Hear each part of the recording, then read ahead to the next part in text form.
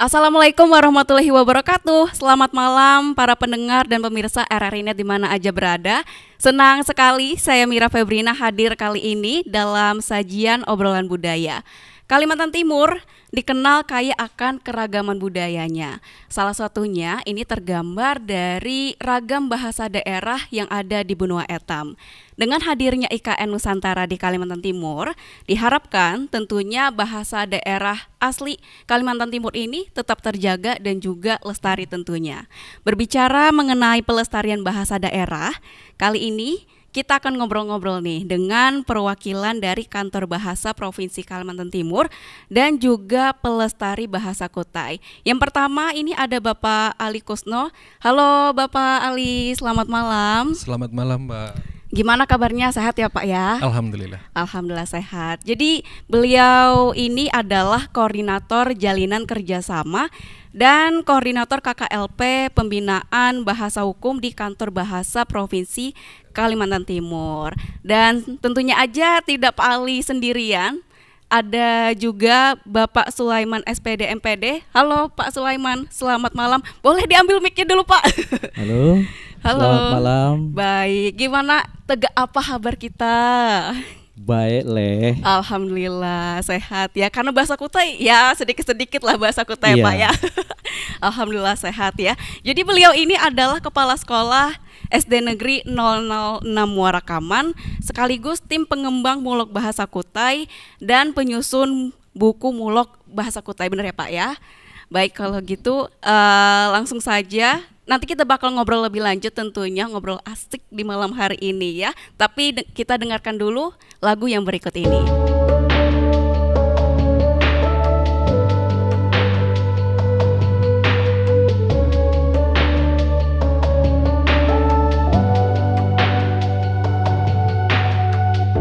Mencintai di waktunya salah, saat awak datang dengan air mata yang ngalir penuh di muhang.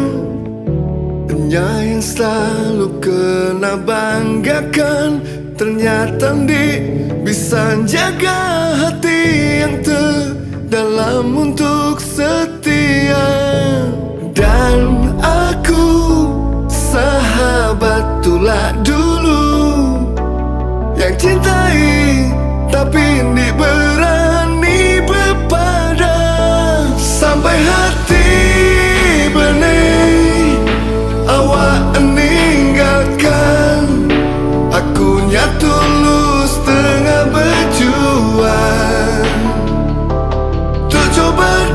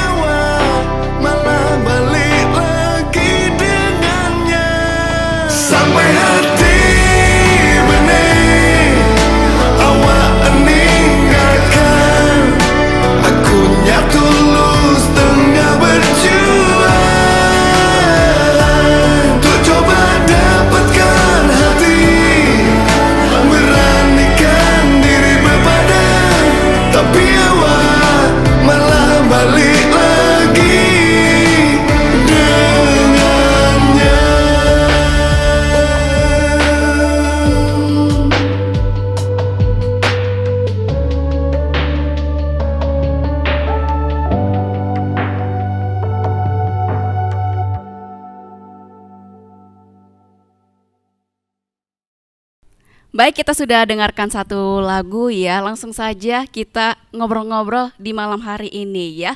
Yang pertama mohon izin Pak Sulaiman, saya ke Pak Ali terlebih dahulu ya. Baik, untuk Pak Ali nih, sebenarnya ada berapa sih Pak bahasa asli Kalimantan Timur nih Pak? Iya, terima kasih Mbak Mira. Sebelum menjawab pertanyaan Mbak Mira, saya ada pantun, boleh saya bacakan? Boleh dong, Boleh. silahkan Bapak. Belum. Kemelak belilah durian, Cakep, belilah durian yang banyak untuk saudara dan kawan. cakep. IKN mari sambut dengan keriangan, bahasa dan budaya marilah kita kokohkan. Mantap ya, luar biasa.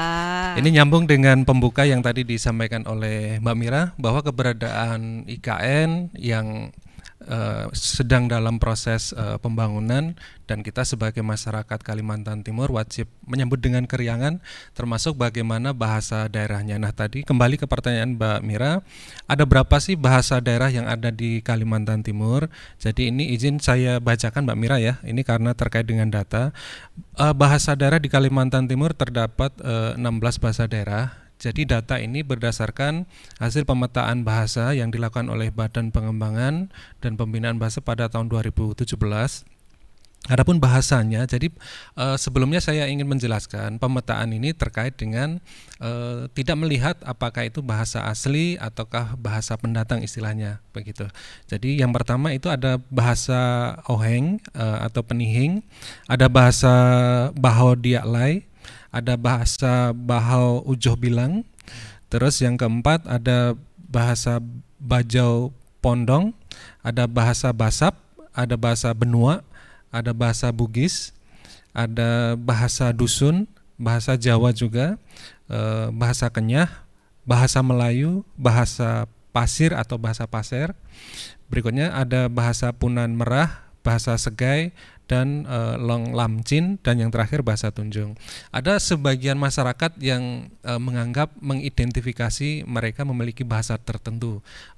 Berdasarkan kajian kami, itu sebetulnya bisa merupakan bagian dari sub-sub dialek dari bahasa-bahasa yang tadi yang sudah saya sampaikan. Demikian Mbak Mira. Baik, berarti kalau untuk bahasa besarnya sendiri apa tuh Pak?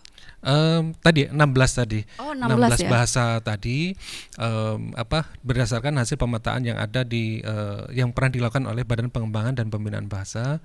Tentunya ini dengan pendekatan keilmuan linguistik yang sudah ada panduan dan patokannya untuk mengidentifikasi apakah ini termasuk kategori bahasa ataukah dialek ataukah subdialek, demikian. Baik, dan untuk keberadaannya mereka-mereka ini nih Pak, bahasa daerah saat ini gimana? Wilayah sebarannya, ya. Kalau bahasa daerah memang yang tadi yang saya sebutkan bisa dibilang faktanya sekarang bisa dibilang dalam kondisi terancam karena beberapa faktor diantaranya Mbak Mira, diantaranya satu perkawinan campur Pak. Terus berikutnya yang kedua diantaranya adanya pengaruh budaya pendatang. Ketika mereka bersekolah atau sekolah terbiasa dengan menggunakan bahasa Indonesia, ketika di rumah pun akan terbawa dengan menggunakan bahasa Indonesia. Itu. Nah, terus berikutnya yang lain, bahasa daerah sebetulnya masih di beberapa daerah itu masih lumayan kental penggunaan bahasanya, bahkan dalam bahasa keseharian seperti di Mahakam Ulu misalnya, itu dalam kegiatan keagamaan dari hasil diskusi kami juga masih menggunakan bahasa daerah. Nah, ini contoh-contoh baik bagaimana bahasa daerah yang di daerah ini yang masih bisa dijaga dengan baik ini bisa dikembangkan. Nah, terus wilayah sebarannya diantaranya Mbak Mira, misalnya bahasa Penihing misalnya itu di daerah Mahakam Ulu, meskipun di daerah-daerah lain juga ada sebarannya Pak. Nah, terus berikutnya ada bahasa Diaklai itu di Wehea di wilayah Kutai Timur.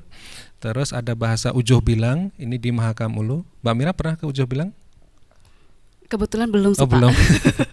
Iya, ke Ujung Bilang di Mahakam Ulu, terus ada Baja Pondong ini di Penajam Pasir Utara, Bahasa Basap ini di Kutai Barat, Bahasa Benua ini di Kutai Barat juga, Bahasa Bugis ini di pesisir, wilayah pesisir Kutai Timur dan maupun di Berau, Bahasa Dusun ini ada di wilayah Balikpapan. Terus ada bahasa Jawa terutama di wilayah-wilayah transmigrasi ini sebarannya. Bahasa Kenyah ini di Mahakam Ulu. Minggu lalu kami melakukan kunjungan ke sana juga terkait revitalisasi bahasa daerah Kenyah, Pak, di Kutai Timur juga maupun di Kutai Kartanegara. Sedangkan bahasa Kutai atau di sini diidentifikasi sebagai bahasa Melayu atau Melayu Kutai, sebarannya di wilayah Kutai Kartanegara, Kutai Barat, juga di Kutai Timur juga banyak sebarannya. Sedangkan bahasa Pasir ini kecenderungan di wilayah Penajam Pasir Utara dan Kabupaten Pasir. Bahasa Punan Merah ini di Mahakam Ulu. Bahasa Segai ini di wilayah Berau. Bahasa Long Lamcim ini wilayah Berau. Bahasa Tunjung di wilayah Kutai Barat. Nah, hasil identifikasi, hasil pemetaan bahasa daerah ini tentunya nanti menjadi bahan masukan untuk daerah. Bahasa daerah apa yang mau diangkat sebagai muatan lokal barangkali itu sebagai bahan masukan pertimbangannya. Demikian Mbak Mira. Baik, Pak Ali. Dan tadi Bapak juga udah bilang ya, ternyata masih banyak sih sebenarnya bahasa daerah asli Kalimantan Timur ini sendiri. Dan untuk perkembangannya sendiri, Pak, mungkin dari yang masih sering dituturkan sama bahasa yang udah mulai langka itu masuk dari mana aja tuh, Pak? Ya, jadi kalau untuk bahasa-bahasa ya memang untuk yang terutama untuk yang wilayah perkotaan, wilayah Samarinda, Balikpapan itu bahasa daerah cenderung bisa dibilang agak hilang, Pak ya, agak hilang karena dalam bahasa keseharian pun, bahasa pergaulan pun cenderung menggunakan bahasa Indonesia. Nah, sedangkan di wilayah kabupaten lain pun terutama masih yang masuk kategori perkotaan, bahasa daerahnya juga mulai berkurang. Kecuali memang ada beberapa wilayah yang masih tingkat campurannya sedikit begitu. Jadi cenderung misalnya contohnya gini, di Kabupaten Mahulu itu ada di Longbagun, maaf itu saya lupa nama desanya, itu ada satu desa di wilayah seberang sungai itu cenderung bahasanya Kenyah. Nah, di seberang sungainya itu bahasanya Bahau. Nah itu, nah makanya ini akan memudahkan daerah untuk mengidentifikasi, oh di wilayah sini kami akan menerapkan muatan lokal apa. Di kampung ini muatan lokal apa. Nah tentunya pendekatan di setiap kabupaten kota itu akan berbeda menyesuaikan tingkat sebaran. Barangkali misalnya kalau misalnya di Kutai Kartanegara misalnya karena cenderung lebih dominan Kutai, barangkali sementara untuk penerapan muatan lokal bisa menggunakan bahasa Kutai begitu. Baik, berarti kalau kota-kota udah mulai tergerus ya, Pak ya? Cenderung. Iya. Baik. Dan kalau sejauh ini Pak Ali melihat kira-kira dari kalangan mana aja nih yang masih menuturkan bahasa daerah? Apakah mungkin dari anak-anak sampai dewasa atau seperti apa? Kalau kalangan mana yang masih menuturkan, tentu kalangan tua. Nah, kalangan tua, generasi tua itu cenderung masih menggunakan bahasa itu.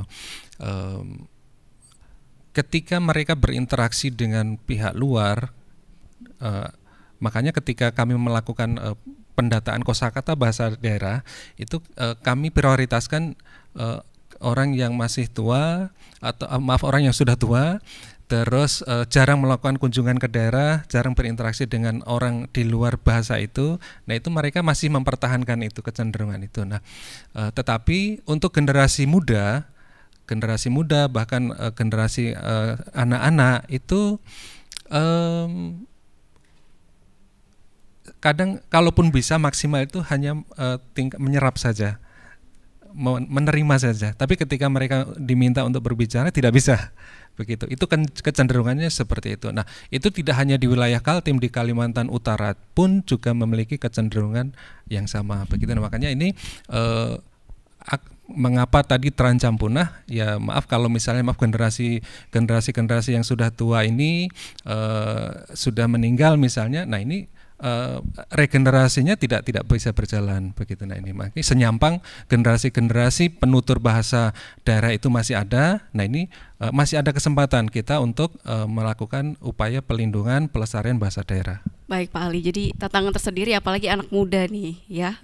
Kalau gitu nanti kita lanjut lagi Pak Ali. Tentunya kita pengen tahu nih secara di lapangan yang langsung gimana nih teman-teman yang tergabung dalam kurikulum Bahasa Daerah Kutai. Tapi setelah yang berikut ini. RRI Digital dengan tampilan baru, berbagai konten kolaborasi dari berbagai program nasional, termasuk siaran visual langsung, siaran radio langsung, daftar putar musik, podcast, berita video, dan berbagai fitur interaksi pengguna dalam permainan. Berbagai konten menarik seperti suka, komentar, dan berbagi, serta obrolan langsung dengan penyiar dan pengguna. Pesan langsung dan fasilitas obrolan pribadi antara pengguna aplikasi juga tersedia. RRI Digital tersedia di Google Store dan App Store. RRI Digital.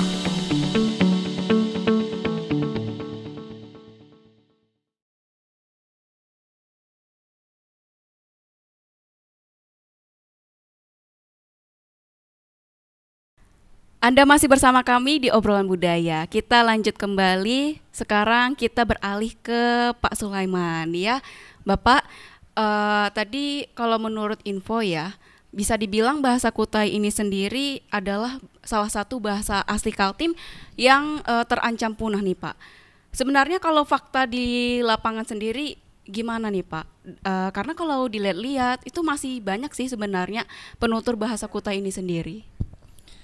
Baik, sebelum saya menjawab, saya panas tadi dengar pantun Pak Ali. Asik.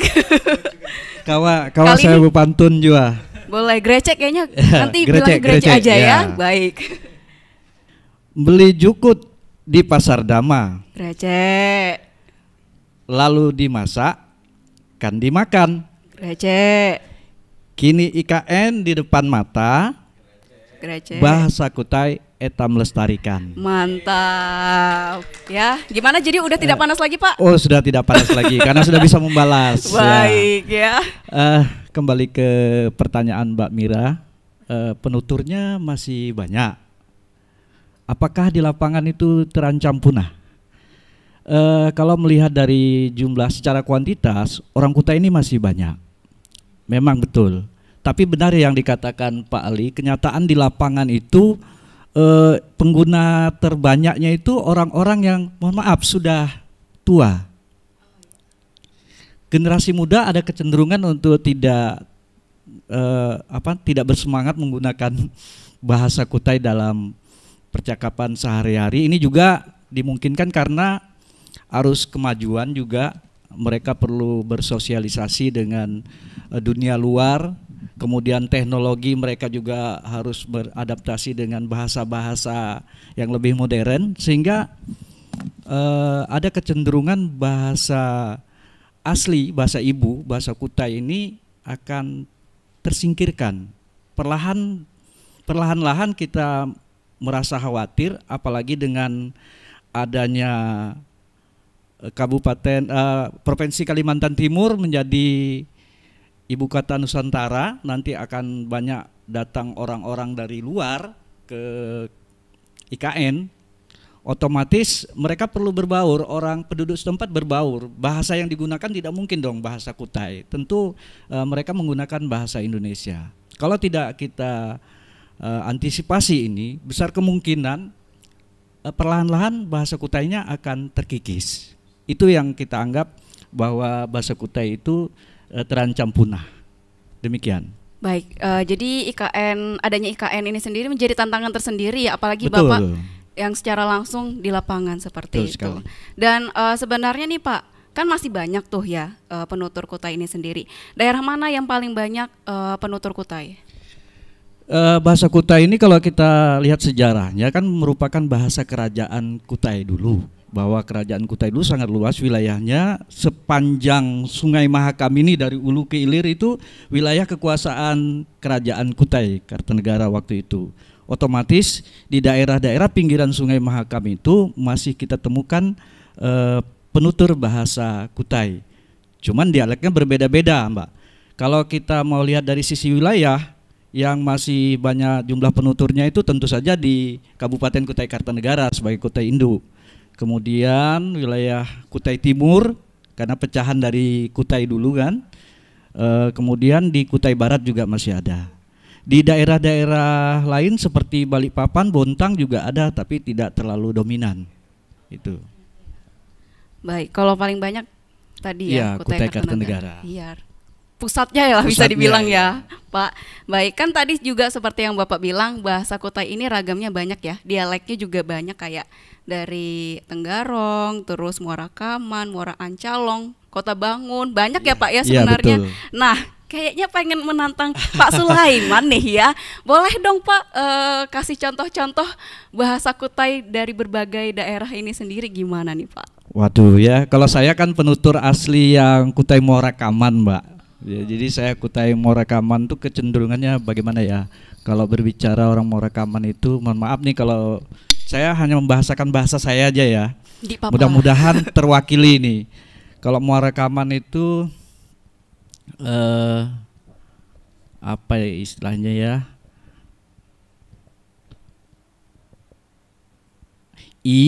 Cantik kali tuh sungut tuh, lanteh kali bebersih dan carang tuh.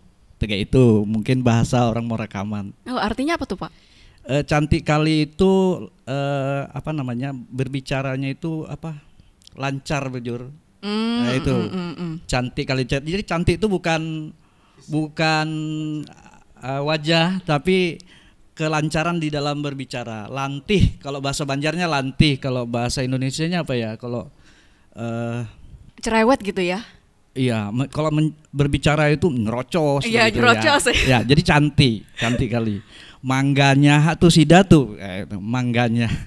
Kadang seperti itu kalau orang Muara Kaman. Dan orang Muara Kaman tuh kalau berbicara nyaring. Kalau di dalam bahasa kami menyebutkan roha itu rame, kalau sudah kumpul orang Muara Kaman itu meriah gitu, Pak. Itu ciri khasnya untuk Muara Kaman. Baik. Kalau kan tadi cantik tuh biasanya kalau saya tahu sih kan Grece ya biasanya. Itu sama nggak sih atau mungkin ternyata itu sub dialek lain? Iya, kalau cantik kan Grece kalau bahasa Kutainya. Tapi kalau dari orang Muara Kaman menyebutkan cantik kali sungutnya itu berarti berbicaranya itu lantih atau lancar gitu bicaranya. Pintar bicara gitu. Itu. Pintar carang. Iya, pintar carang. Bahasa Kutai ya. Iya. Kemudian kalau Kota Bangun agak beda sedikit. Jadi kalau Muara Kaman itu mirip dengan Tenggarong, Mbak. Tenggarong lebih halus sedikit. Nah, itu kalau Tenggarong jadi biasa bahasa Kutai biasa aja kalau di Tenggarong itu. Dan arahnya ke ini bahasa kerajaan gitu. Ya, karena memang asalnya kan memang bahasa di kerajaan gitu. Jadi kalau beranunya sedikit aja bedanya dengan Muara Kaman itu. Dan sedikit saya tambahkan kalau bahasa Kutai itu banyak juga yang mirip dengan bahasa Indonesia. Jadi kalau sudah disuruh menerjemahkan bahasa Indonesia ke bahasa Kutai itu ada kalimat atau kata-kata dalam bahasa Indonesia itu yang sama gitu. Jadi makanya kalau di Tenggarong itu kalau berbahasa Kutai bercampur dengan bahasa Indonesia. Tuh sudah. Itu kalau yang agak beda daerah Sebulu, Kota Bangun, Muara Muntai itu sedikit ada perbedaan. Kalau di Sebulu nade itu bahasanya tidak ada. Di Kota Bangun juga seperti itu. Nade kutele. Kalau di daerah Kembang Janggut, daerah Tabang hekda. Ya. Kalau bahasa Muara Kaman dikda. Nah itu bedanya. Nade kutele kulanga. Itu bahasa Kota Bangun yang begitu. Artinya tidak kulihat kamu. Ya. Tidak saya lihat kamu. Nade kutele kau nga. Saya tidak melihat kamu begitu. Itu bahasa Indonesianya. Itu perbedaan dialek. Bahkan kalau kita mengarah ke daerah Kutai Timur itu ada di daerah Muara Ancalong atau Muara Bengkal itu agak jauh lagi tuh anunya dialeknya perbedaannya. Lenas segala macam itu bahasanya agak sedikit berbeda dengan yang di Kota Bangun maupun yang di Muara Kaman tadi. Tapi sejauh ini antara Kota Bangun, kemudian Muara Kaman, Tenggarong itu saling mengerti. Walaupun kadang-kadang mengucapkannya yang tidak bisa, Pak. Tapi kalau mereka membahasakan kita paham, gitu. Karena pada dasarnya bahasa Kutai yang berumpun-rumpun tadi itu, puak-puaknya yang berbeda-beda itu satu rumpun sebetulnya. Itu. Jadi hanya pecahan-pecahannya saja. Jadi di berbagai daerah itu dialeknya berbeda-beda. Tapi pada dasarnya mereka saling mengerti, memahami. Seperti itu, Mbak. Baik, dan kalau sebenarnya kalau dilihat dari sejarahnya kan dari ini ya, maksudnya kerajaan Kutai ya. Iya. Sampai banyak rumpunnya. Sebenarnya kenapa kok bisa ada banyak rumpun padahal satu rumpun yang seperti Pak Sulaiman bilang gitu? Mungkin karena letak geografis ya, mereka terpisah tempat begitu, mungkin perkembangan bahasa mereka itu kan, iya, sehingga terbentuklah bahasa yang baru, dialek yang baru begitu. Iya. Jadi mungkin menambahkan Pak Pak Sulaiman, ya. Jadi dengan adanya bisa bilang itu karena migrasi, Pak ya, faktor migrasi ke daerah-daerah tertentu. Ketika mereka di satu wilayah tertentu memungkinkan interaksi yang lebih intens dalam satu komunitas itu, dan seperti yang Pak Sulaiman tadi sampaikan, otomatis bahasanya pun juga berkembang dengan sendirinya begitu nih. Ya tetapi semuanya karena masih satu rumpun, masih saling memahami satu sama lain. Baik, nah kalau Pak Sulaiman sendiri kira-kira yang paling susah dari mana dialek yang agak susah menurut Pak Sulaiman? Kalau saya, khusus saya pribadi sih, sebetulnya yang saya bisa mengucapkan kemudian memahami begitu. Tapi karena saya lebih dominan ke Kutainya, saya lebih banyak menggunakan percakapan bahasa Kutai. Dan di Kabupaten Kutai Kartanegara itu Bapak Bupati kami juga selalu di dalam berkomunikasi mengutamakan bahasa Kutai itu. Jadi kita didukung oleh pemerintah kita untuk mengembangkan budaya, terutama yang bahasa Kutainya ini. Terlebih di saat menjelang IKN ini, kita lebih gencar sekali untuk melestarikan bahasa Kutai ini. Bahkan sudah sampai ke sekolah-sekolah. Nah, kalau di sekolahnya berarti gimana tuh, Pak? Apakah semuanya, mau itu pengajarnya, gurunya, murid-muridnya itu harus pakai bahasa Kutai atau gimana tuh? Ini kebetulan kami di tim pengembang kurikulum bahasa Kutai ini kan baru saja mensosialisasikan mulok bahasa Kutai itu di 18 kecamatan. Memang untuk di beberapa kecamatan itu ada yang bahasa Kutainya minoritas seperti di daerah pesisir. Nah, itu kemarin sempat menjadi kendala di dalam kita mengajarkan mulok bahasa Kutai. Sebab di Kabupaten Kutai Kartanegara itu kita sudah resmi sah hukumnya untuk menerapkan mulok bahasa Kutai di tingkat SD sampai SMP. Seluruh sekolah yang ada di Kabupaten Kutai Kartanegara. Otomatis bagi kecamatan-kecamatan atau daerah-daerah yang orang Kutainya minoritas, ini juga menjadi tantangan tadi kata Mbak Mira tadi untuk mengajarkan ini, dan kita berupaya untuk membantu teman-teman yang di daerah itu. Kalau di daerah kecamatan yang mayoritasnya orang Kutai sih tidak ada masalah. Untuk ya kita memang untuk di sekolah kan bahasa pengantarnya bahasa Indonesia itu. Tetapi ada perkembangan saat ini dengan adanya mulok bahasa Kutai. Kita berpikir bahwa di kelas rendah, kelas 1 sampai kelas 3 itu kita mengupayakan masih menggunakan bahasa ibu, Pak Ali.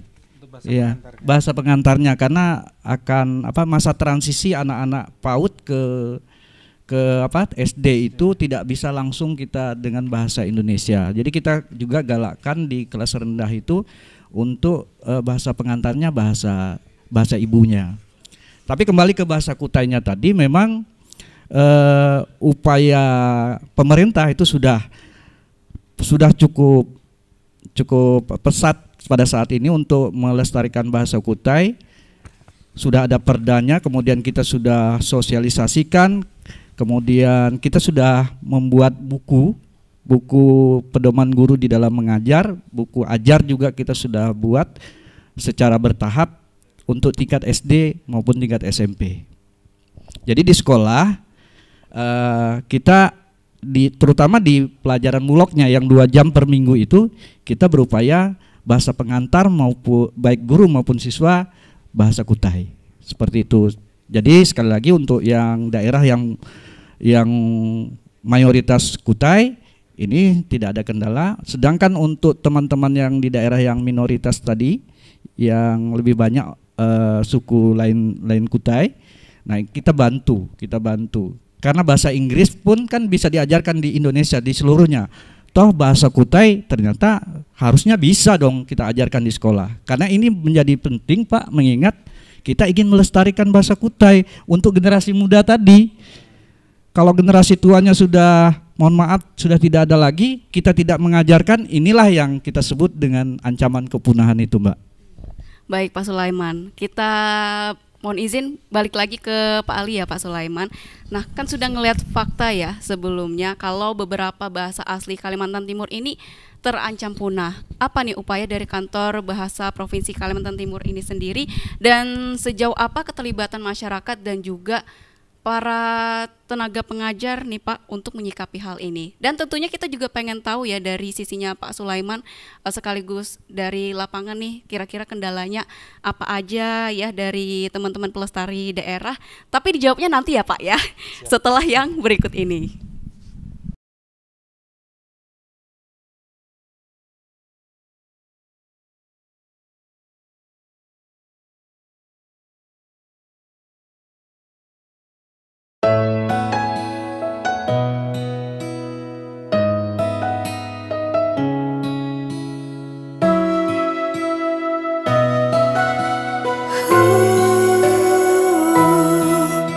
Awakku banggakan dengan sida,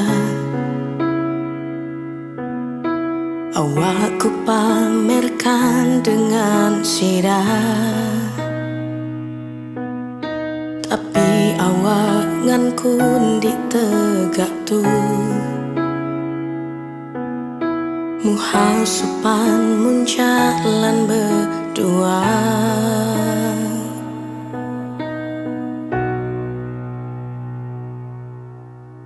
Amun di mau pada tulak mini, biar aku yang nyenam hati. Jangan di kantong kemamun tegak ni, ku yang gondah awak biasa mahal.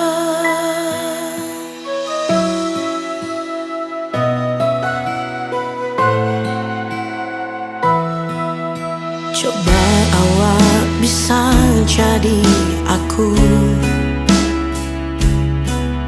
sabar beneh ngan kelakuan awak.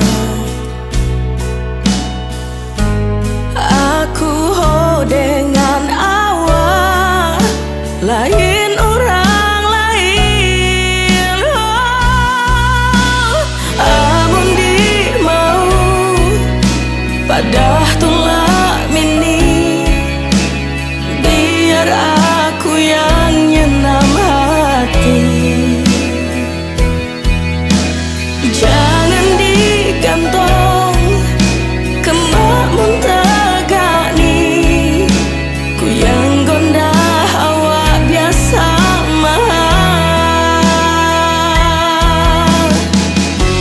Sabarku jua ada batasnya, jangan tarik ulur tegak ni.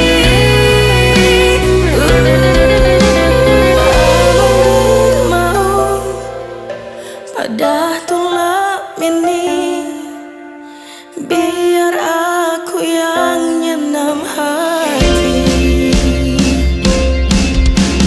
Jangan digantong kemamun tegak ni, ku yang gondah awak biasa mahal.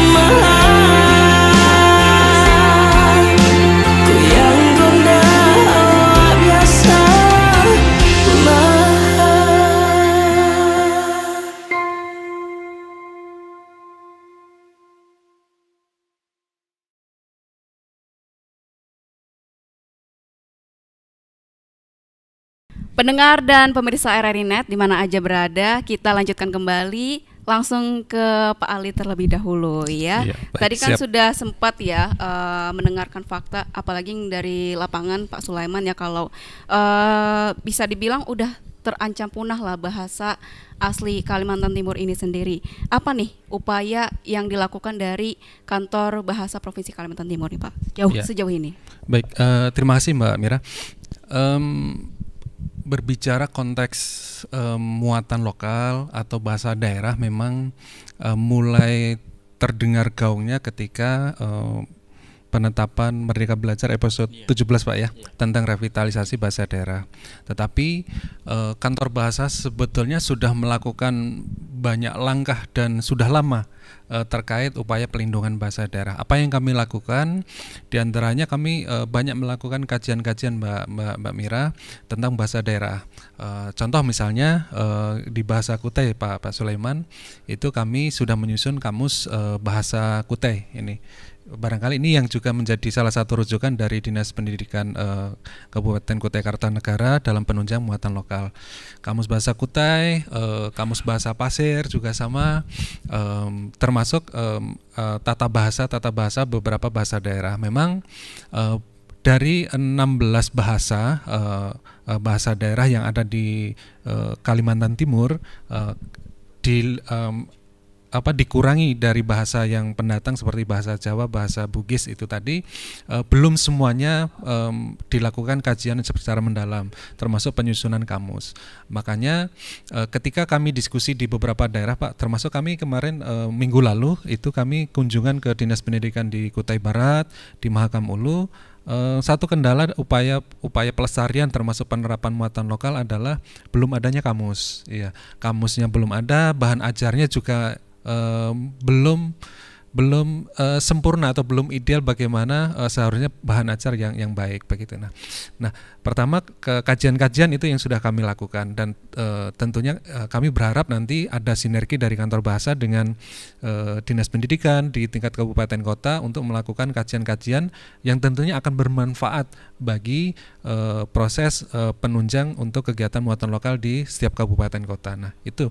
Nah, terus berikutnya yang kedua yang kami lakukan dan sekarang berjalan itu sejak tahun 2022 dan sekarang tahun kedua itu revitalisasi bahasa daerah, dan salah satu bahasa sasarannya itu bahasa Kutai, dan terima kasih kami kepada Dinas Pendidikan Kutai Kartanegara yang berkenan dan menjadi mitra kami untuk upaya pelestarian bahasa Kutai. Nah, jadi selain bahasa Kutai, Mbak Mira, bahasa Kutai, bahasa Kenyah, dan bahasa Pasir. Dan tahun ini ada tambahan satu bahasa, itu bahasa Bulungan untuk di yang wilayah Kalimantan Utara sesuai harapan dari Pemprov Kalimantan Utara. Nah, kok hanya 3 begitu? Pernah ada pertanyaan dari masyarakat, kok hanya 3 yang direvitalisasi? Apakah bahasa-bahasa yang lain tidak penting? Apakah bahasa-bahasa yang lain tidak perlu direvitalisasi? Nah, ini yang perlu kami luruskan. Revitalisasi terhadap 3 ini adalah semacam pemantik untuk untuk masing-masing pemerintah daerah. Karena sebetulnya begini Mbak Mira, saya mencoba mengutip dari Undang-Undang Nomor 24 Tahun 2009 itu tentang bendera, bahasa, dan lambang negara serta lagu kebangsaan. Di pasal 42 itu disebutkan, dan ini belum semua pemerintah daerah menyadari atas ketentuan itu, bahwa disebutkan di pasal 1, pemerintah daerah wajib mengembangkan, membina, dan melindungi bahasa dan sastra daerah agar tetap memenuhi kedudukan dan fungsinya dalam kehidupan bermasyarakat sesuai dengan perkembangan zaman dan agar tetap menjadi bagian kekayaan budaya Indonesia. Jadi yang memiliki tugas utama itu siapa? Bukan pemerintah daerah. Bukan pemerintah pusat, tetapi pemerintah daerah begitu. Peran pemerintah pusat adalah memberikan pendampingan dan mendorong bagaimana pemerintah daerah bisa melaksanakan upaya pelestarian bahasa daerah di wilayahnya masing-masing itu. Nah, terus berikutnya apa yang kami lakukan? Salah satu kendala upaya pelestarian bahasa daerah adalah belum adanya regulasi atau aturan pendukung sebagai payung hukum, karena di beberapa daerah itu belum bisa menjalankan muatan lokal karena regulasinya belum ada. Nah, ini kami sudah mendorong Mbak Mbak Mira, itu dari tahun 2019 Pak, kami sudah berupaya mendorong Dinas Pendidikan Provinsi maupun DPRD Provinsi, dan alhamdulillah tahun 2022 itu sudah mulai masuk pembahasan, dan 2023 ini sudah disahkan, yakni Perda ya, Perda Provinsi Kalimantan Timur tentang pembinaan pelindungan bahasa dan sastra daerah. Nah, ini menjadi payung hukum, dan harapannya nanti ketika sudah sudah resmi disahkan oleh pemerintah daerah, harapannya di tingkat kabupaten kota bisa membuat aturan turunan, perda turunan yang disesuaikan dengan kontekstual di wilayah masing-masing, begitu. Makanya kemarin kami sudah contoh misalnya di Mahakam Ulu itu juga ada harapan agar perda masuk prolegda 2024, termasuk di Kutai Barat juga sama, ada komitmen itu untuk untuk menerbitkan perda ini. Selain itu juga kami mengapresiasi seperti yang di Kutai Kartanegara sudah membuat regulasi terlebih dahulu, termasuk di Kutai Barat, termasuk di Mahulu juga sudah ada Perbub tentang penerapan muatan lokal. Nah, ini beberapa yang sudah kami laksanakan, dan tentunya upaya kami ini justru yang menjadi motor utamanya adalah dinas atau pemerintah daerah masing-masing. Nah, kami justru akan siap mendukung, memberikan dorongan kepada pemerintah daerah. Seperti contoh ada aspirasi yang menarik itu Pak, di Kutai Barat dan di Mahulu belum ada kamus-kamusnya itu tadi, begitu. Nah, ada upaya penerapan di beberapa wilayah di Mahakam Ulu itu ada beberapa kecamatan yang menerapkan muatan lokal bahasa Kutai. Seperti yang tadi Pak Sulaiman sampaikan, beberapa sebaran wilayah di Sungai Mahakam misalnya itu sebagai bagian dari wilayah Kutai Kartanegara dulunya. Nah, itu ada sebaran-sebaran bahasa Kutai, dan di situ juga akan diterapkan muatan lokal bahasa Kutai. Nah, begitu, makanya itu kami berikan dorongan juga, dan sedangkan kamus-kamus yang belum ada, nah itu kami bekerja sama dengan dinas atau pemerintah daerah untuk upaya penyusunan kamus itu, dan beberapa daerah sudah jalan, termasuk di Kalimantan Utara itu bahasa Tidung misalnya, itu mereka sudah bagian dari menunjang muatan lokal juga menggunakan pola yang sama, begitu Mbak. Baik, Mbak Mira. Sudah banyak sebenarnya upaya yang dilakukan sama kantor bahasa ini sendiri ya. Memang tinggal daerahnya lagi berarti yang melaksanakan dan juga membuat regulasi seperti itu ya Pak ya. Betul. Baik, kita lanjut lagi ya Pak Ali. Saya beralih ke Pak Sulaiman nih. Tadi kayaknya sempat menyentil seputar muatan lokal ya, atau mulok gitu Bapak. Nah, sebenarnya kalau sejauh ini mulok ini sendiri sudah berjalan daerah mana aja tuh Pak? Baik,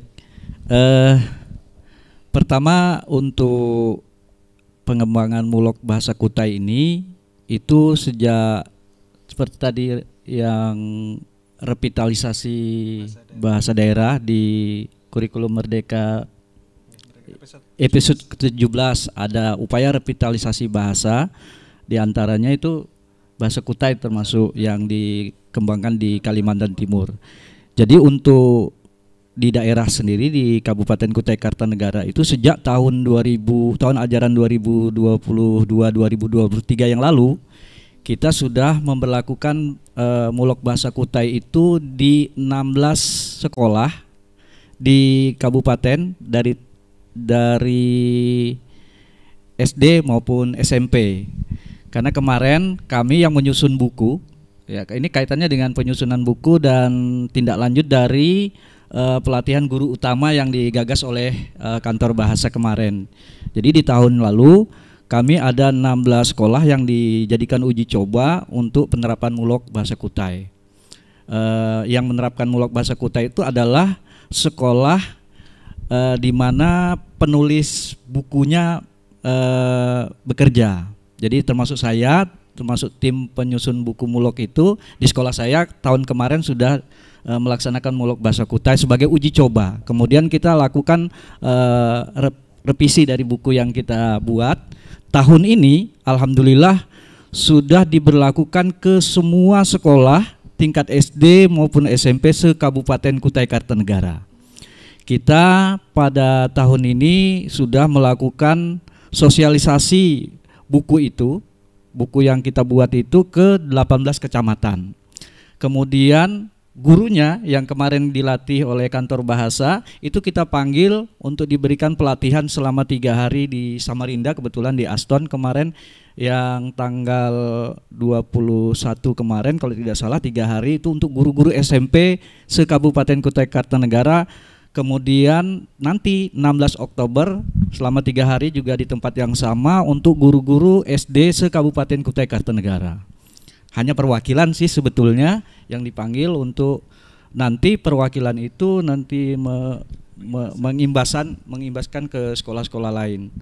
Jadi untuk tahun ini, tahun ajaran 2023-2024 itu semua sekolah di Kabupaten Kutai Kartanegara wajib melaksanakan mulok bahasa Kutai. Ini didukung oleh Bapak Bupati kami dan Dinas Pendidikan. Jadi tidak ada lagi sekolah yang kebingungan di dalam menerapkan muloknya. Hanya pada tataran pelaksanaannya nanti tentu ada kendala di daerah yang minoritas tadi, Pak. Jadi itu menjadi tantangan bagi kami, tetapi kami sudah berkomitmen untuk siap melaksanakan mulok bahasa Kutai ini di sekolah-sekolah. Itu yang kami lakukan. Jadi dari tahun kemarin kemudian di 16 sekolah, kemudian tahun ini ke semua sekolah yang ada. Kalau SD itu 470 sekian, kemudian SMP-nya juga lumayan banyak. Itu sudah berlaku sejak tahun ajaran 2023-2024. Kita mengikuti kurikulum Merdeka. Jadi tidak sekaligus. Jadi di tahun ini baru untuk SD itu kelas 1 dan kelas 4. Kemudian nanti di SMP di kelas 7. Tahun depan akan ditambah lagi. Jadi kita mengikuti penerapan kurikulum Merdeka ini. Jadi kurikulum Merdeka itu sebagai pemantiknya kita untuk di dalam mengembangkan mulok bahasa Kutai di sekolah-sekolah. Menambahkan Mbak Mira yang Baik, disampaikan silakan. Pak Sulaiman tadi. Ya, apa yang dilakukan oleh Pak Sulaiman dan tim di Dinas Pendidikan Kutai Kartanegara. Nah, inilah yang kami harapkan. Jadi melalui Merdeka Belajar revitalisasi bahasa daerah, kami melakukan pemantik untuk bahasa Kutai, bahasa Kenyah, bahasa Pasir. Nah, begitu. Di tingkat daerah itu berarti sudah muncul, sudah terpantik semangatnya untuk melakukan upaya intensif dari pemerintah daerah sendiri untuk melakukan revitalisasi. Nah, untuk di wilayah Kutai Kartanegara tentunya kan tidak hanya bahasa Kutai yang ada, tentunya ada barangkali yang seperti yang tadi saya sebutkan beberapa bahasa daerah yang lain. Nah, ini harapan kami nantinya setelah bahasa Kutai sudah jalan ideal, bukan tidak mungkin nanti bisa diterapkan Pak Sulaiman. Memang di dalam Perda juga disebutkan untuk beberapa wilayah yang dengan penutur lebih dari satu itu memungkinkan diterapkan bahasa daerah untuk pengayaan begitu. Jadi barangkali di wilayah tertentu di wilayah Kutai Kartanegara, di situ ada beberapa yang penutur selain bahasa Kutai. Nah, bisa jadi bahasa itu pun juga nanti bagian dari muatan lokal begitu. Ini menjadi ada dampak positifnya Mbak Mira. Itu kalau saya kan dalam konteks di bahasa itu kan bahasa hukum, Pak. Salah satu hal yang timbulnya konflik itu adalah kesalahpahaman. Nah, kesalahpahaman itu salah satunya adalah kesenjangan budaya.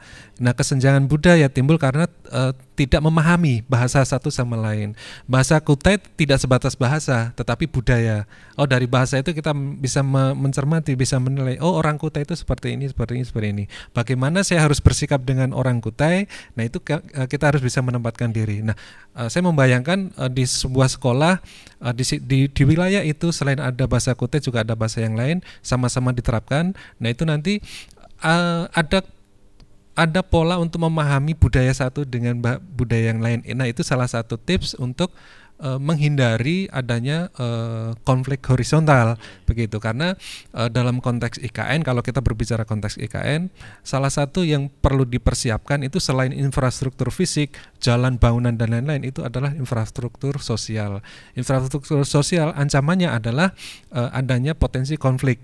Nah, konflik itu, nah ini tadi dari bahasa kita bisa bagian dari upaya preventif, jangan sampai konflik horizontal karena kesalahpahaman, tidak tahu budaya atau lintas budaya itu bisa dihindari. Demikian Mbak Mira, Pak Sulaiman. Saya sambung Pak Ali, kami di lapangan kemarin ketika ke kecamatan juga tidak, ya memang untuk Mulok Basa Kutai ini kan kita membuat buku berdasarkan Puak Melanti. Jadi yang dominan di Tenggarong yang kita buat. Tetapi karena di daerah kecamatan itu berbagai macam dialeknya, kita memberikan kebebasan kepada lembaga sekolah itu untuk menyesuaikan. Tapi yang utama dulu bahasa Melanti ini yang kita kenalkan. Mereka bebas mengembangkan sesuai dengan bahasa di wilayah situ. Misalnya ambil contoh ketika di buku adalah air, menyebut air itu air, tapi ketika di Kota Bangun ranam, ya bisa seperti itu. Tapi lebih dulu mereka tahu bahasa Tenggarongnya air itu air gitu. Mungkin juga dari selain di Kota Bangun di daerah lain menyebutnya lain. Kita memberikan kebebasan kepada sekolah. Bahkan ketika mereka mempunyai SDM untuk mengembangkan seperti membuat kamus dan lain sebagainya, itu ayo kita dorong sehingga nanti kebudayaan kita, bahasa kita ini menjadi khasanah budaya yang sangat beragam begitu. Baik Pak Ali dan Pak Sulaiman, ini jadi momen sharing juga ya. Jadi suatu kesempatan banget nih bisa sharing di kesempatan kali ini ya. Nah tadi kan Pak Ali juga sudah menyebutkan ya kayak kendala dari kantor bahasa, salah satunya kayak regulasi segala macam, payung hukum lebih tepatnya ya. Nah kalau kita ke Pak Sulaiman sendiri nih, sejauh ini di lapangan sendiri kendalanya seperti apa tuh Pak? Kalau di Kutai Kartanegara ya, saya bicara di wilayah saya Pak Ali, itu alhamdulillah untuk payung hukum tahun kemarin kita sudah punya Perbub, kemudian aturan-aturan di bawahnya. Kita juga sudah menyusun kurikulum muatan lokal bahasa Kutai. Saat ini kita tinggal menyesuaikan dengan kurikulum Merdeka. Jadi kalau dulu SKKD kan, kemudian sekarang berubah di kurikulum Merdeka itu sebutannya. Itu saja lagi. Kita menyesuaikan. Tetapi pada dasarnya kita sudah menyiapkan untuk dari sisi payung hukumnya.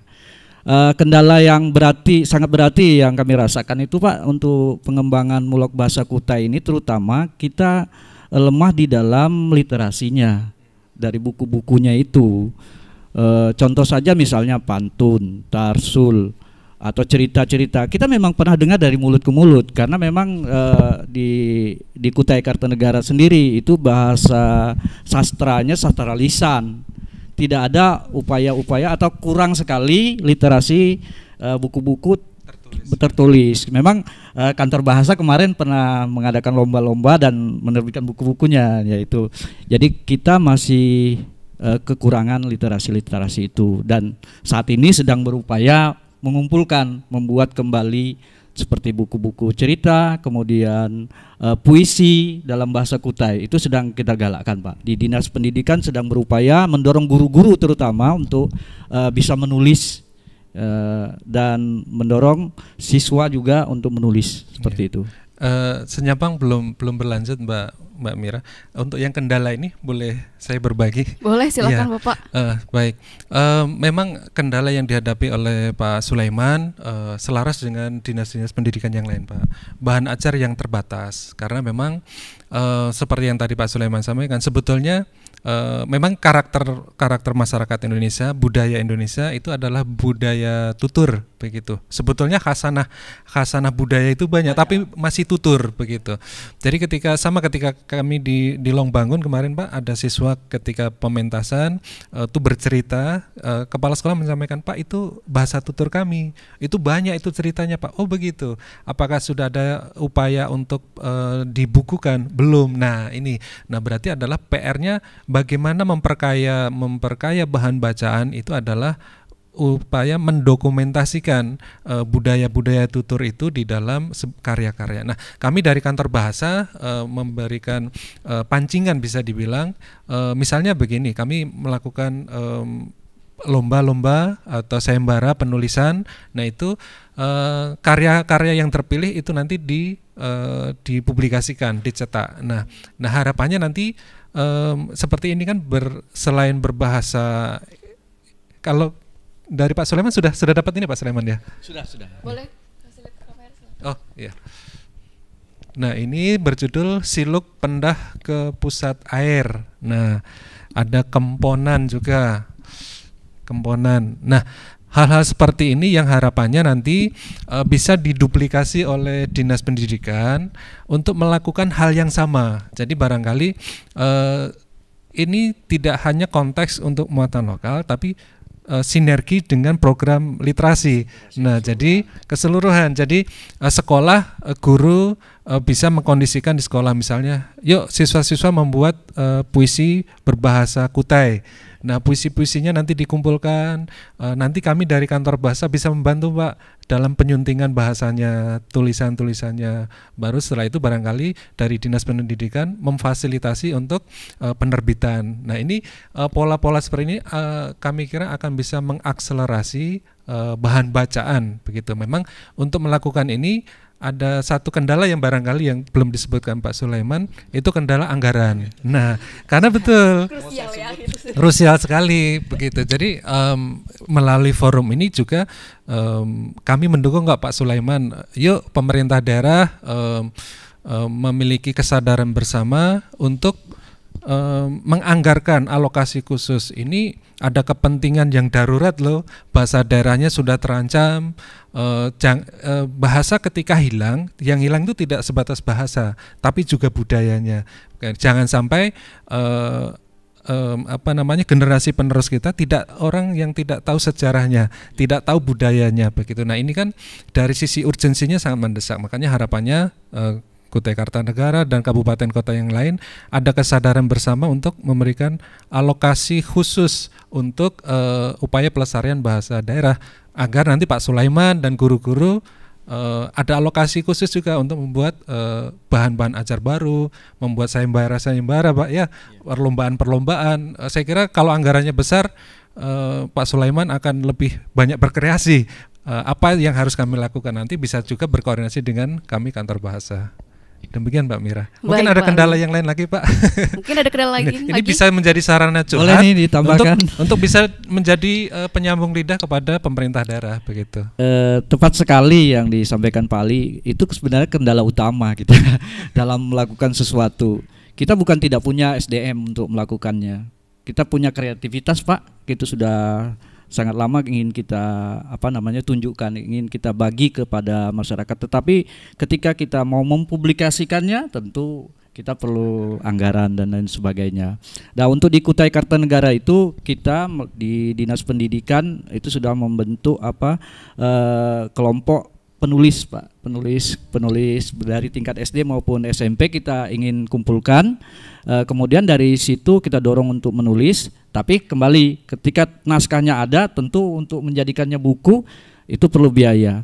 Dan biaya ini menjadi sangat besar ketika kita ingin membagikan buku-buku itu supaya dibaca oleh semua generasi kita. Sementara untuk minat membaca ini juga masih tanda tanya Pak. Apalagi disuruh membeli. Nah, oleh karena itu kalau memang ada anggaran untuk memperbanyak buku-buku tadi, kemudian dibagikan secara gratis, saya kira itu lebih cepat untuk disebarluaskan untuk pengembangan bahasa ini dan budaya yang lain. Demikian barangkali. Baik Pak Ali, Pak Sulaiman. Nanti kita lanjutkan kembali ya. Baik.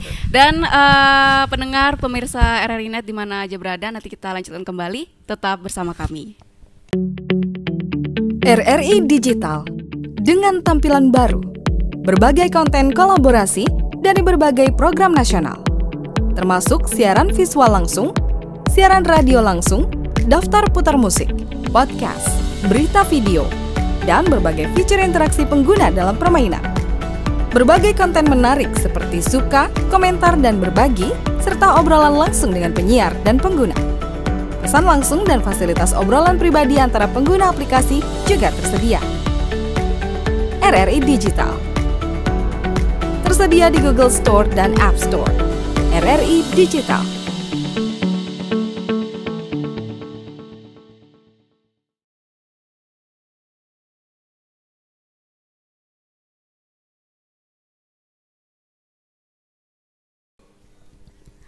Baik pendengar dan pemirsa RRI Net di mana aja berada, tidak terasa kita sudah di penghujung waktu ya. Kalau gitu sedikit lagi nih untuk Pak Ali dan Pak Sulaiman, kita mohon izin ke Pak Sulaiman terlebih dahulu ya. Apa nih yang mau disampaikan ke para pendengar dan juga pemirsa yang saat ini sedang menyaksikan kita terkait pelestarian bahasa daerah sendiri? Baik, terima kasih khususnya kepada Kerwande yang sana, Busu dan Embok di Kalimantan Timur ini, seluruh warga Kutai Kartanegara, saya hendak berpesan dengan kita, jangan sampai diingat ya ini, kalau mundi etam, siapa lagi yang mengembangkan bahasa Kutai, melestarikan bahasa Kutai ini. Jadi kuncinya kalau mau bahasa Kutai ini lestari, tentu orang Kutai sendiri harus semangat dan berbangga untuk melestarikan bahasa Kutai ini. Kemudian untuk pemerintah mungkin tadi yang utama sekali dukungan anggaran untuk kita mengembangkan bahasa Kutai ini. Sebagai terakhir saya ingin sampaikan Trigatra bangun bahasa, utamakan bahasa Indonesia, lestarikan bahasa daerah, kuasai bahasa asing. Artinya kita melestarikan bahasa Kutai ini bukan berarti kita tidak menerima kemajuan dan mengabaikan keutamaan bahasa Indonesia. Tetap itu kita utamakan. Kemudian untuk orang Kutai segalanya, bahasa Kutai mandi teapai. Mantap sekali ya Pak Sulaiman. Semangat terus ya Pak Sulaiman untuk kasih. melestarikan bahasa Kutai. Dan terakhir kalau begitu untuk Pak Ali, seperti apa nih, apa yang mau disampaikan ke pendengar dan pemirsa RRI Net? Baik, terima kasih Mbak Mira. Saya membayangkan ketika pelaku pendidikan di Kalimantan Timur, di kabupaten kota seperti Pak Sulaiman semuanya, rasanya kekhawatiran bahasa daerah akan punah itu akan hilang. Begitu. Jadi yang muncul adalah optimisme bahwa bahasa daerah akan justru bukan hanya lestari tetapi bisa lebih berkembang, begitu. Nah ini. Nah, pesan saya, jawaban atas segala permasalahan, bukan permasalahan, tantangan upaya untuk mengembangkan, melestarikan bahasa daerah, jawabannya sinergi, Mbak. Jadi selain dari kalangan pendidikan, semua kalangan seyogyanya itu bisa bersinergi untuk mengembangkan bahasa daerah. Nah, saya mencoba mengutip dari strategi kebijakan di dalam Perda Pelindungan Bahasa Daerah di Kalimantan Timur. Di antaranya satu, melalui pengajaran. Ini sudah diterapkan oleh Dinas Pendidikan melalui muatan lokal. Yang kedua, penyediaan bahan ajar. Masalahnya apa? Pendanaan. Nah, harapannya itu segera dijawab. Bisa didengar Pak ya? Melalui forum ini bisa didengar oleh para wakil rakyat untuk mengalokasikan anggaran khusus untuk pelestarian bahasa daerah. Penyediaan sumber daya pendidik. Nah, ini menjadi tantangan juga. Ini akan bisa dijawab sinergi dari Dinas Pendidikan, Kantor Bahasa dengan kalangan perguruan tinggi. Bagaimana menyiapkan tenaga pengajar yang memang siap untuk melakukan pengajaran bahasa daerah di jenjang pendidikan di kelas dasar, menengah maupun atas itu. Nah, terus penyelenggaraan kompetisi-kompetisi. Nah, ini saya membayangkan misalnya dalam upacara adat Erau misalnya Pak ya, lomba-lombanya itu ya menggunakan bahasa Kutai begitu. Lomba berpantun, lomba berpuisi, lomba apa bahasa Kutai itu bekesah ya Pak ya apa? Yeah. Nah, itu bisa menggunakan bahasa Kutai. Nah, terus berikutnya komunitas-komunitas. Nah, ini penting. Jadi bagaimana di tiap daerah itu seyogyanya ada komunitas-komunitas yang peduli dan ada upaya bersama untuk melestarikan bahasa daerah. Terus berikutnya yang lain barangkali yang terakhir itu perlunya dukungan dari pihak swasta, Bapak ya. Tidak sepenuhnya kita hanya menggantungkan kepada anggaran pemerintah, tetapi pihak-pihak swasta ini harapannya juga ada kepedulian bagaimana upaya melestarikan bahasa daerah. Kan bisa jadi misalnya ada untuk anggaran khusus untuk pemberdayaan masyarakat, membantu Dinas Pendidikan untuk menggandakan bahan ajar, menggandakan bahan bacaan. Nah itu akan sangat bisa mengakselerasi. Terus yang pesan terakhir, generasi muda, yang tadi Pak Sulaiman sampaikan, generasi muda bisanya hanya menyerap tapi sulit untuk menyampaikan.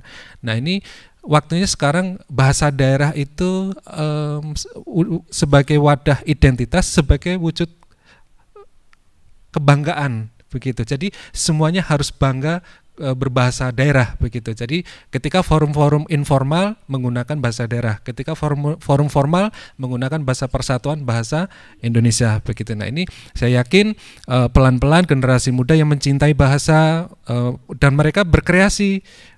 Barangkali setelah kegiatan ini Mbak Mira, konten IG-nya, Reels IG, konten TikTok-nya, hal-hal edukatifnya barangkali menggunakan bahasa Kutai begitu. Nah ini hal-hal seperti ini, hal-hal simpel seperti ini dengan pendekatan anak muda Pak Sulaiman itu akan lebih mengena bagi kalangan muda, dan saya yakin kreativitas masyarakat untuk melestarikan bahasa daerah ini ketika sudah timbul kesadaran semuanya akan tumbuh. Seniman akan lebih greget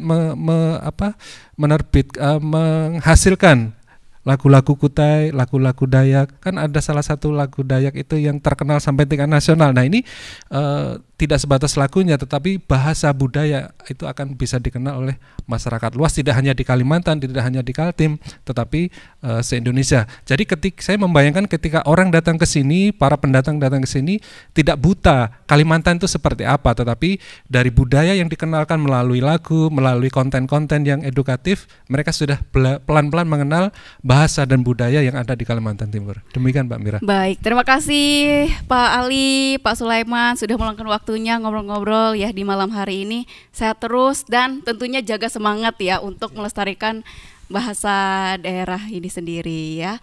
Baik, selamat malam Pak Ali, Pak Sulaiman. Selamat malam. Baik, dan itu tadi ya obrolan kita mengenai pelestarian bahasa daerah di Kalimantan Timur. Tentunya harapannya adalah semoga bahasa daerah kita tetap lestari dan tetap terjaga sampai anak cucu kita nanti ya. Mewakili kru kerabat kerja yang bertugas, saya Mira Febrina pamit undur diri. Wassalamualaikum warahmatullahi wabarakatuh. Selamat malam dan salam budaya.